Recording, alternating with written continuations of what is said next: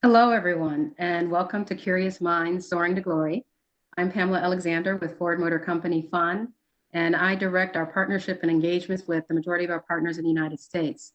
We're taking an important break from our COVID-based Curious Minds this week to pause, to reflect, to remember, and in the case of today's guest, to truly inspire.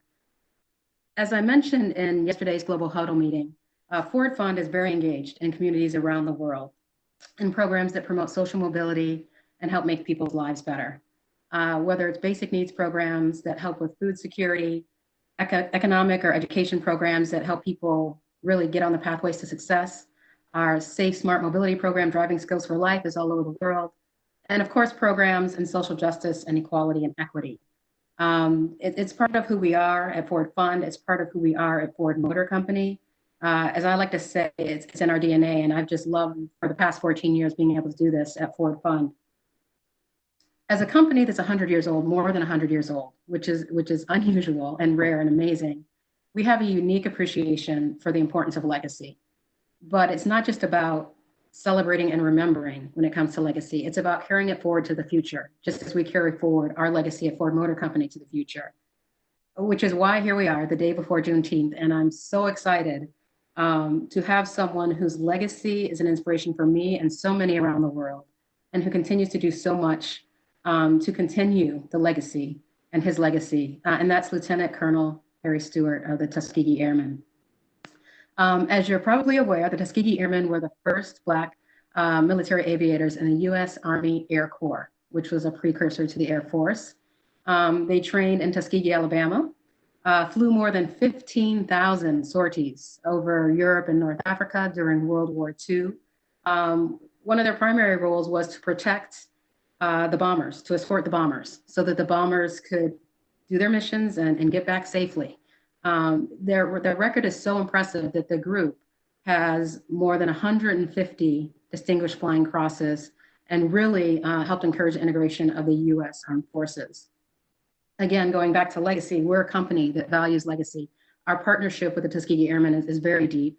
We are presenting sponsor of the Tuskegee Airmen National Museum that will open up in the Charles H. Wright Museum in Detroit this summer.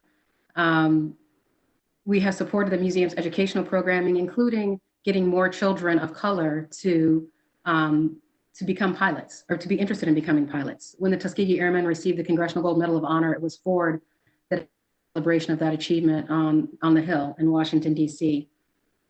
And most recently, we funded a documentary on two Detroit Tuskegee pilots. There were several hundred pilots. There were, I believe, 9 that are still with us. And we funded a documentary to tell their story in their voice. I'm sure many of you have seen documentaries or stories on the airmen, but they're frequently told from someone else's perspective, in someone else's voice, maybe a Hollywood perspective. We wanted the airmen's story and legacy to be told in their own voice. And so it's an outstanding doc. It's going to be available actually on App Ford tomorrow for you to watch. It's 50 minutes and it's riveting. I just want to show a quick trailer from Our Voices, Our Stories. Can we run the trailer? General Patton rode on that damn tank. I can see it now. The tank that knocked down the barbed wire and came in through the main gate.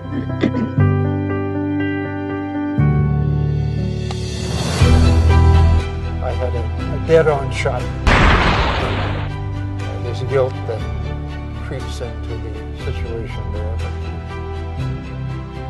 It was something I dreamed about, the exhilaration of flight. My name is Alexander Jefferson. My name is Harry Stewart. Lieutenant Colonel of the Tuskegee Airmen. And I am a Tuskegee Airman. This is my voice, and this is my story.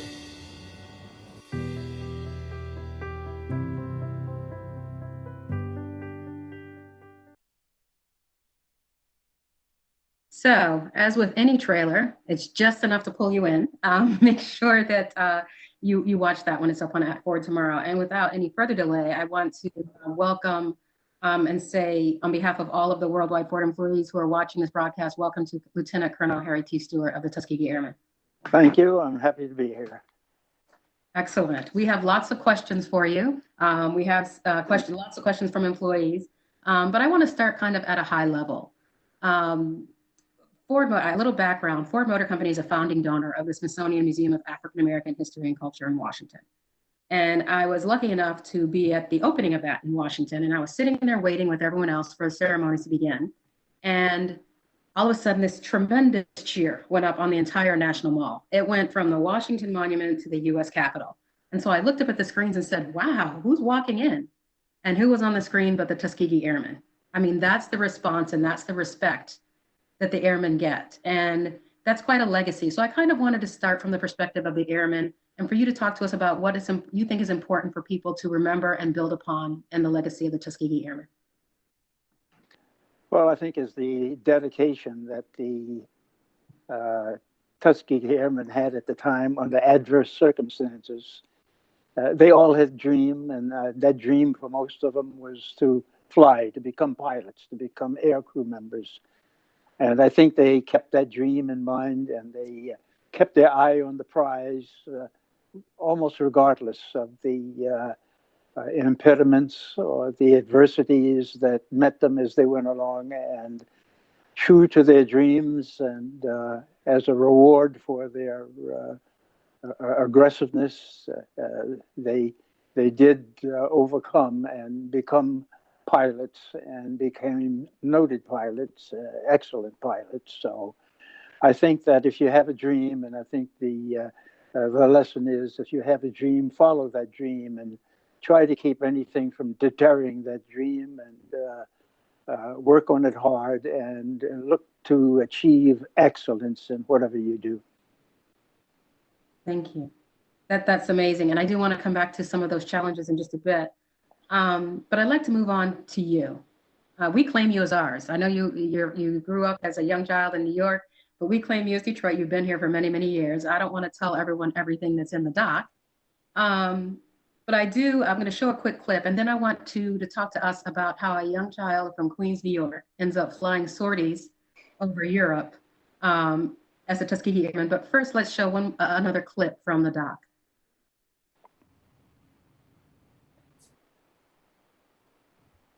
Well, when they ask me about the combat experience there, I usually start with my first mission that I flew in combat. Let me say this, is that combat, this was the proving ground. This was the culmination and the proving ground for everything that I had been trained in up to now. This was what it was all for, my going into combat there. But I'll tell you that I hadn't the first clue of what I was doing, except flying an airplane when I went on my first mission there. Well, the terror was yet to come. My name and my official title is Lieutenant Colonel Harry T. Stewart, Jr., and I am a Tuskegee Airman. This is my voice, and this is my story. So, Colonel Stewart, tell us about your journey and your voice. Well, I think of the 1930s, and of course that was what I consider the embryo of the beginning of the aviation as we know it today. I think I was captured by the desire at that time to become a pilot. It was being shown in the movies at the time, and we kids in the neighborhood were building model airplanes and was fascinated by these aircraft that flew up. And we fantasized at the time there that we would be pilots and that we would be flying these aircraft. I don't think that those fantasies would become realities without World War II. That was a terrible era of suffering and pain for many people throughout the world, but it also afforded an opportunity, which I may not have had not the World War come along at the time there, but I did apply to get into the service as an aviation cadet, and from there after being accepted, I went through my training as an aviation cadet, and that's how it went until I was discharged from the service. Yes, that an amazing service it was. Let's touch upon that again for a minute. I know you have the recognition of having 3 kills, as they say, in one day, and you talk about how that impacted you in the doc.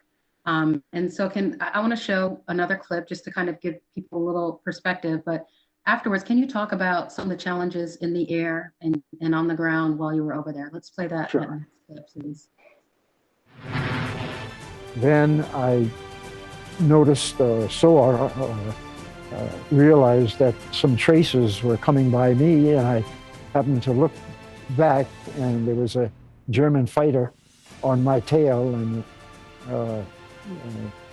I thought that I had it because it looked like he had a dead shot on me at the time there, but I did what was known as a split S, and I dove for the ground, and I went down between the trees there. It was a highly wooded area, but there was open spaces also, and I went down between the trees there, and I started a very, very tight turn, very, very tight turn. I guess it was to the left there, but this fighter plane was coming down at an angle to me, and he was evidently concentrating on my turn, and he kept turning inside of me, until he realized that he was too close to the ground, and when he went to turn out, he mushed into the ground, and I was given credit for that kill also, so I got a credit for the 3 kills at the time.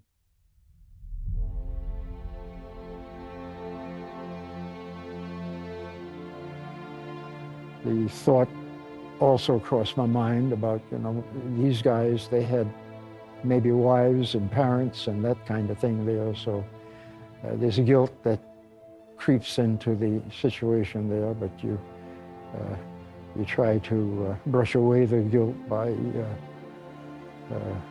rationalizing that, this was your job.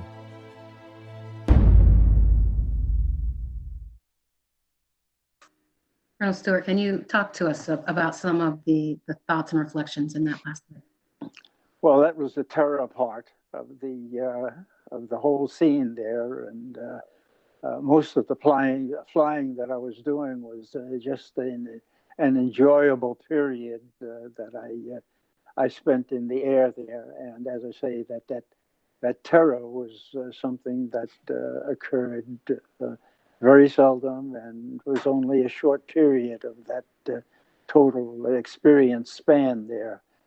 I think when that incident happened that you just had on the screen there, we were on a mission to Yugoslavia, not Yugoslavia, but to Vienna, Austria. And at the end of the mission, 7 of us pilots, fighter pilots, were consigned to go on what's known as a fighter sweep.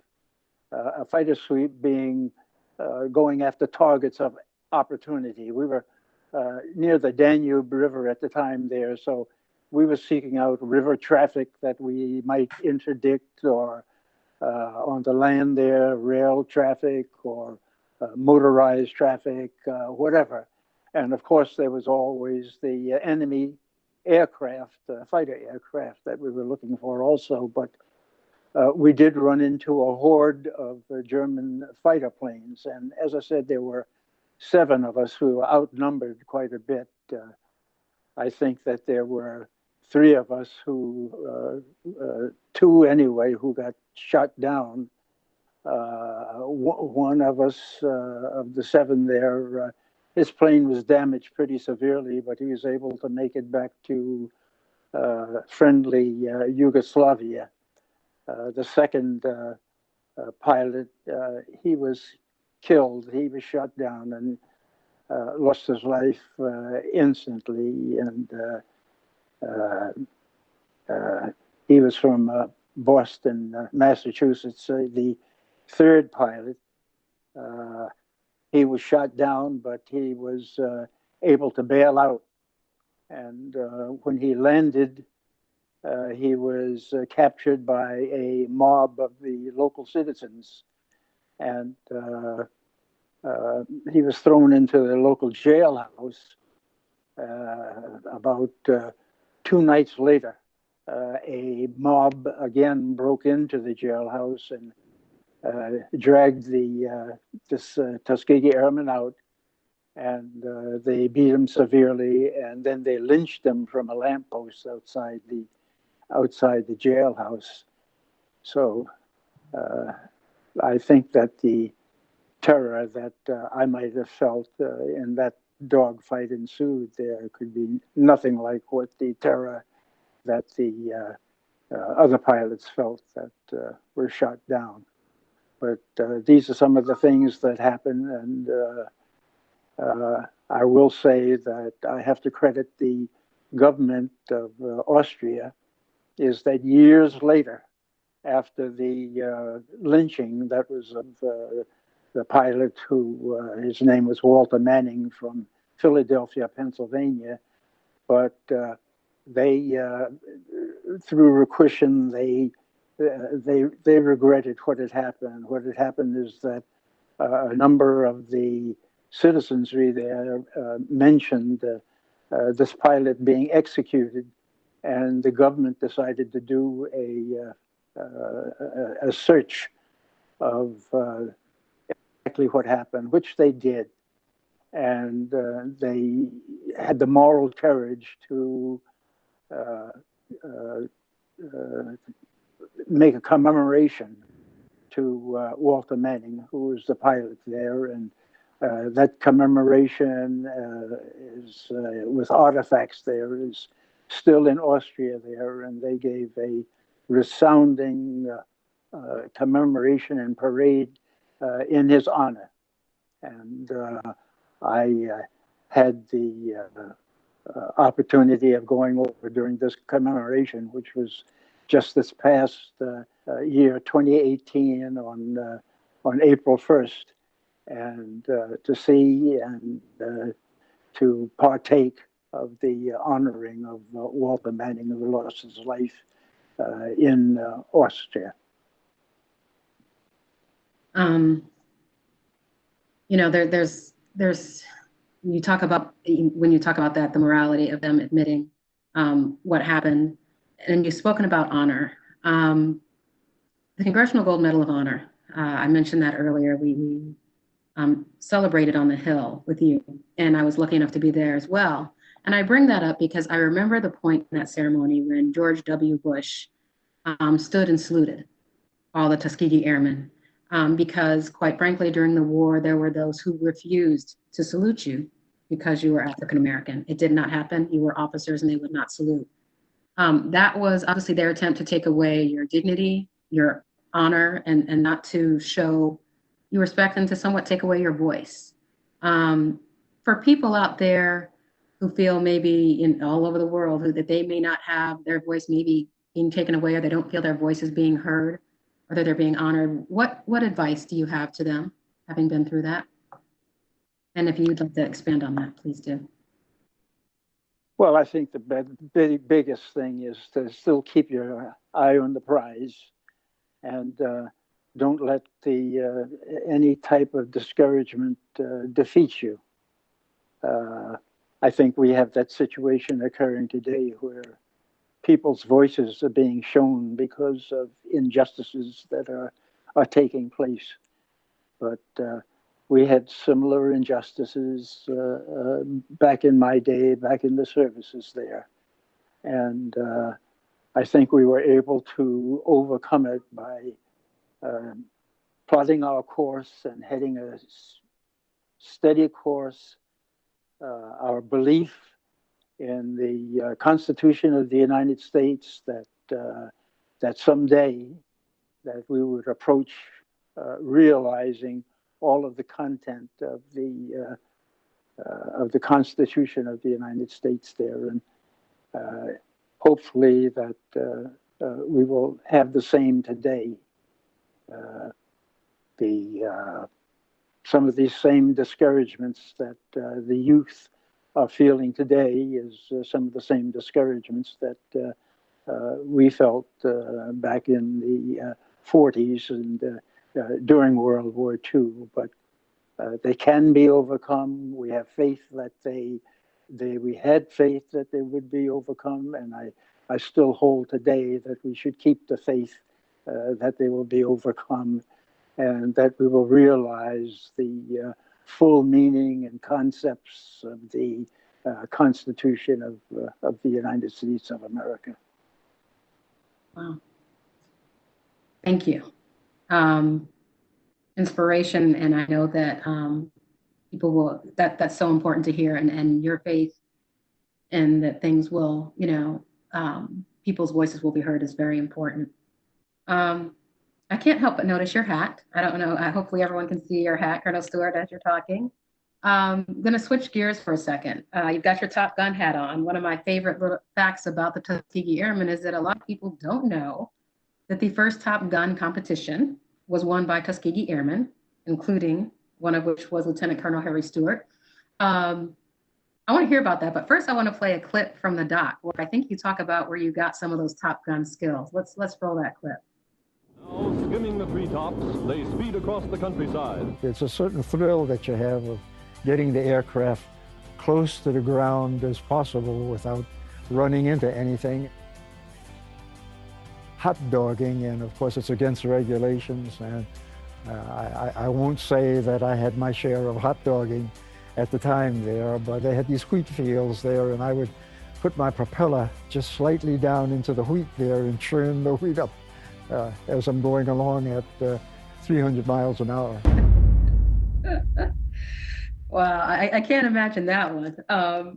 Can you tell us what the real Top Gun was like, Colonel Stewart? Not the Tom Cruise version, but the real one. What was that like? Tell us a little bit about that. Well, just as a little background, this took place in 1949. It was 12 days or 10 days of competition in the environs of Las Vegas, Nevada, actually out in the desert, Frenchman Flats, about 40 miles from Las Vegas itself. But anyway, prior to that time, General Vandenberg, who was Chief of Staff of the United States Air Force at the time, decided that he would like to resurrect a competition among pilots that was in force prior to World War II. Only it was the Army Air Corps at that time, and not the United States Air Force, which became an entity unto itself in 1947.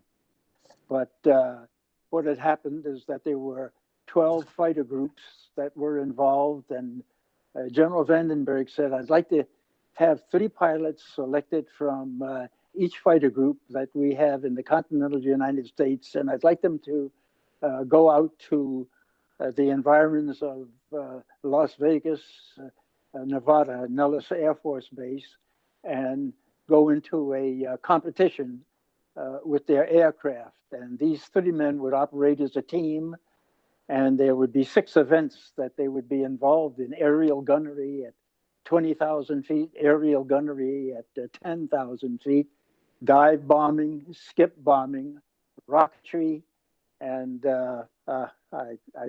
I forget the other one now, but there were 6 events there, and it took a period of 10 days to go through all of these events there. And when it was all over, the winner of the competition was the Tuskegee Airmen team.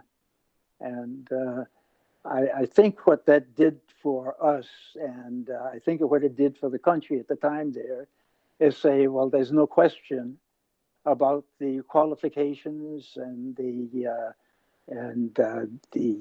abilities of the black airmen.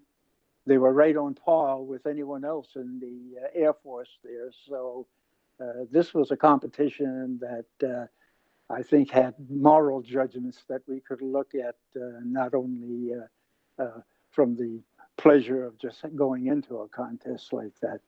This is the trophy that we won there, and I'd like to say that people visiting the Air Force Base in Ohio, this is the trophy that's at the National Air Force Museum, is on display at that place there. So here again, it was a lot of fun, and I think we were talking about hot dogging that you showed on the film just before this. I remember our flying out to Las Vegas there. This was our first time past the Mississippi, and we were in the desert, I guess around New Mexico, and we came to this large opening in the ground there, and it happened to be the Grand Canyon.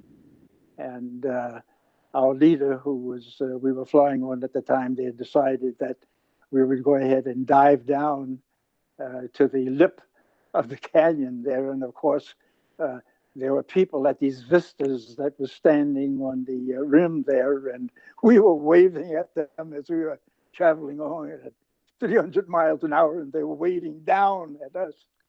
So that was sort of a hot dogging trip, and had we been caught doing that, I guess we would have been put under the jail, but we got away with it. So anyway, it's one of the many memories that I have of the fun that I had flying. I had to put myself on mute, Colonel Stewart, just so they didn't hear me chuckling. I always hear another new story. I hadn't heard the Grand Canyon hot dogging one, and we put the photo up, correct, so everyone could see it. Hopefully everyone saw that photo of Colonel Stewart. I want to get to the employee questions. We have a lot of questions. I want to try to hit as many as possible. Colonel Stewart, the first one is from a student pilot who's going after a childhood dream and wants your advice for overcoming fear and doubt and nervousness, and how do you overcome the naysayers and even the thoughts in your own head that may have told you to quit? Well, there may be times that you feel as though you want to quit. That's that time I talk about becoming discouraged because there's a maneuver that you're having a problem getting over, or maybe your instructor isn't too kind to you, or maybe you have other outside forces that are giving you a problem at the time there. But just plod along, just have faith, keep going, keep your eye on the prize. That's the thing I say is the biggest thing, is keep your eye on the prize and don't let anyone or anything divert you. And you'll find that when you get to the end of the road there, and you've accomplished all you've wanted to accomplish, you're going to say to yourself, "Well, that wasn't too bad."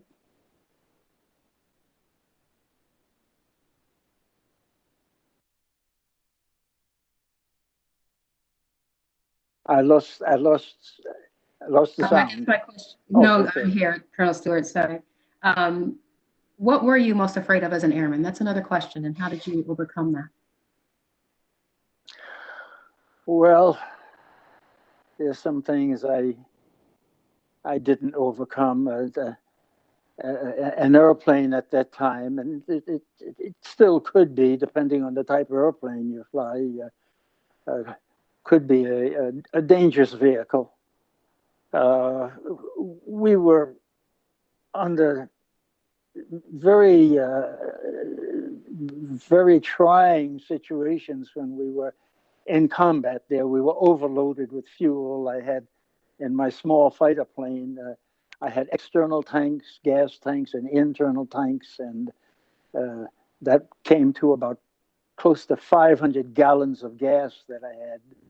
And the plane was extremely heavy on takeoff, and it was kind of difficult in keeping it straight and taking off there. And I, unfortunately, some pilots went down, never got really off the ground there because of the difficulties with the overload on the aircraft there, and of course burst into flame. And I was always afraid that this could happen, and that was one of the things that frightened me.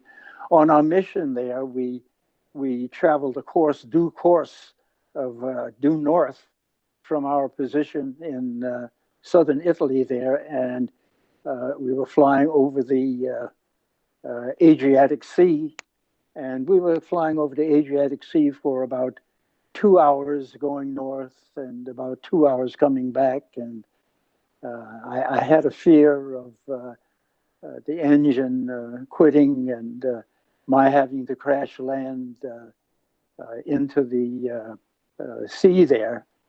And the P-51 was notorious for behaving very badly when trying to crash land in the water there. I feared that. And then the next obstacle that we would try to overcome are the Alps. And then I was always fearful of going down in the Alps there and parachuting out or being caught on the in the mountains there, up in the high peaks, in the cold with the snow and that type of thing, and not being able to get back to safety, being lost, that type of thing. And of course, then there was the actual combat itself, the flak that's being shot at you, and the contest you're having, mortal contests with the enemy fighter planes and that type of thing. So there were those periods of fear that I had there, but I was able to overcome them. And I guess in most cases there, I assumed that everything was going to be all right. I tried not to take a negative attitude, but try to assume that everything was all right, and have faith in providence as far as if anything did happen. Yeah, I'm hearing you, a lot of your comments around faith and believing and just staying focused, Yes. and knowing that things will get better. We have a question that says, enlighten our generation. So I'm thinking it might be from a millennial or someone, I'm not sure which generation it is, but they'd like to know what you saw that was great about America that was worth fighting for. Well, as I said, starting from a kid, I think I was inculcated with patriotism ever since I was a child in grade school there. I remember every morning, the first class in the morning in school, that we placed our right hand over our heart and pledged allegiance to the United States of America and to the republic for which it stands.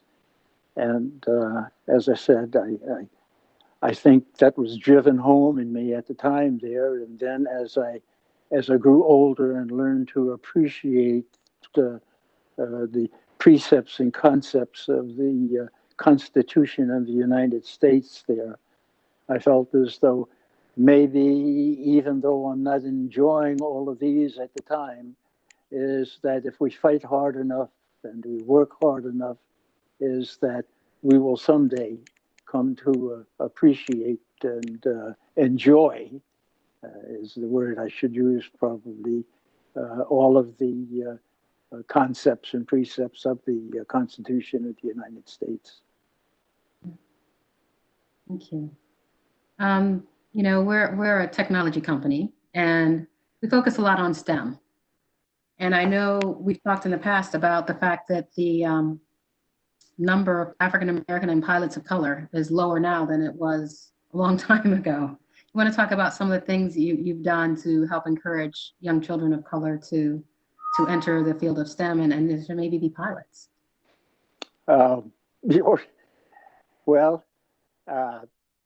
when I retired,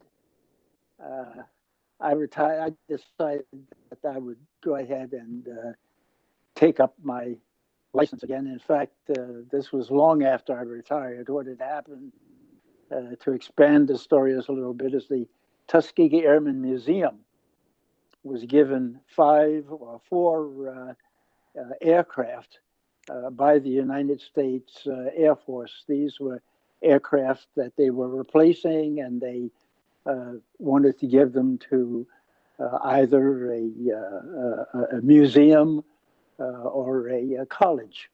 But they were all flyable. And luckily, the Tuskegee Airmen branch in Detroit here, they had a little place out on City Airport, and they were given 4 of these aircraft that the United States Air Force was giving up. They were flown out here and by some other pilots that were outside of the state here, and they landed here. And I guess when they got here, the Tuskegee Airmen said, "Oh my goodness, now what do we do with these?" You know, and I got a thought in my head. I said, "Well, I used to fly, and I can go ahead and renew my license and fly one of these planes." So that's what I did, and I renewed my license. I got my commercial license in the type planes that we had there, and the Tuskegee Airmen decided what they would do was to have youngsters from the neighborhood come out, and they would go ahead and give them orientation into what the aircraft were about and flying, and actually take them up to fly, and hopefully that this might lead them to a career in the field of aviation. And that was one of the things, not alone, but I did do.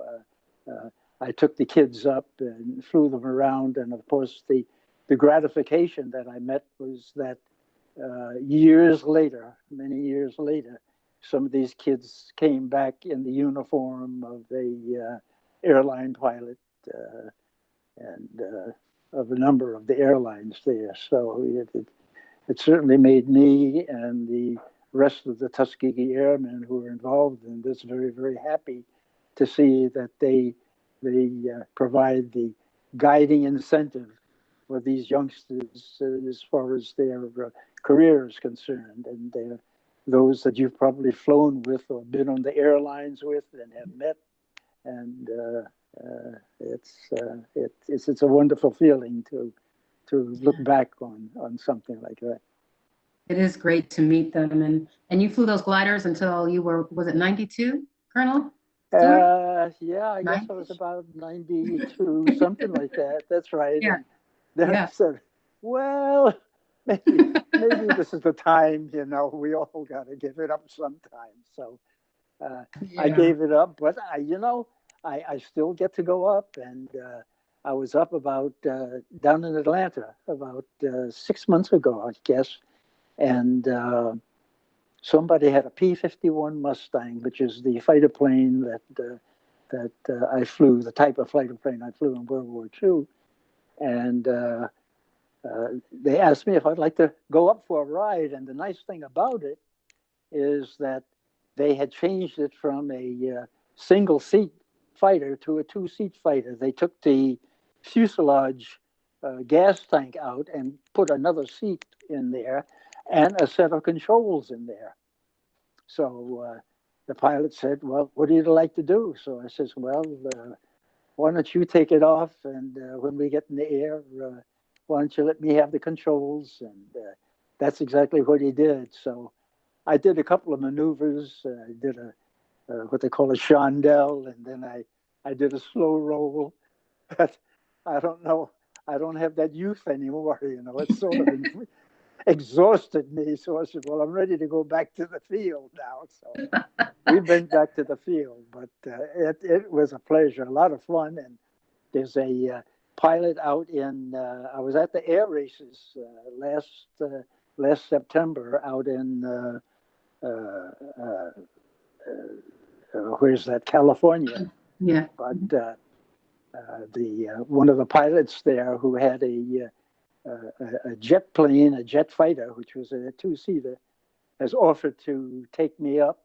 And in fact, he offered to come here to Michigan, and we fly around. And however, the corona virus interrupted that. So I'm hoping that when the virus disappears and we can all get out again, that I can go ahead and take him up on this ride and go up in the jet there and fly around a little bit. So I still have my ambition and want for that thing there. And as long as my health stays good, I'll do it.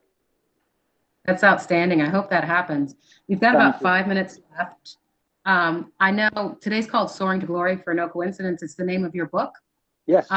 We could talk all afternoon. I could certainly listen all afternoon. Can you tell us about your book and where people can find it? I certainly will. And let me say first that when you say my book, the author is a gentleman who lives in Oxford, about 25 miles north of here, by the name of Philip Handelman. He's a accomplished historian and aircraft writer. He's an airplane pilot himself, and this is one of his great loves, is aviation. And when I moved to Michigan here, we developed a rapport. And I guess it was one day, not too long ago, he said to me, he says, "Gee, Harry," he says, I'd like to write a story about you." So I said, "Be my guest." So he took on that, and in no time, he finished this book called Soaring to Glory, a Tuskegee Airman's first-hand account of World War II. Okay. First-hand account of World War II. And this, you can go ahead, it's published by, or rather you can get it through Amazon.com. I think that Barnes & Noble has it also, but online you can get it from Amazon.com. But this is a biography, and it holds a lot of what we were talking about here. And I think it's kind of an entertaining book. I mean, right to the circumstances of my bailing out over Kentucky and landing about 100 feet from a farmhouse down there. And it was the home of Loretta Lynn when she was a little child. And it was really interesting because the townspeople, they were just absolutely not terrified, but it was a trauma having this plane come in and crash in the area there. But many years later, and this was not too many years ago, I was contacted by the townspeople, and they asked me if I would come back to the town there and be head their what do they call it? The day, parade. Oh yes, their parade. At Grand Marshal, that was it. The Grand Marshal at their parade, which I did. I guess the rather humorous thing about it was when I was first contacted by them, this historian from the town. I asked him, why were you contacting me now? And he says, well, we have no history. We just have the rumors about your crashing or bailing out over the town here. And I said, well, what were the rumors? And he says, the rumor is that a black man went and stole a B-52, and he went on a bombing raid over the town here, and he was shot down by the government planes, and I fell off my chair laughing, but anyway, to make to finish that whole story up, they invited me out there as their parade marshal. I was out there for 5 days, and I had 5 of the most delightful days, and shown a grand time by the people. And this was in Van Lear, Kentucky. That's amazing. Definitely a must read on the book.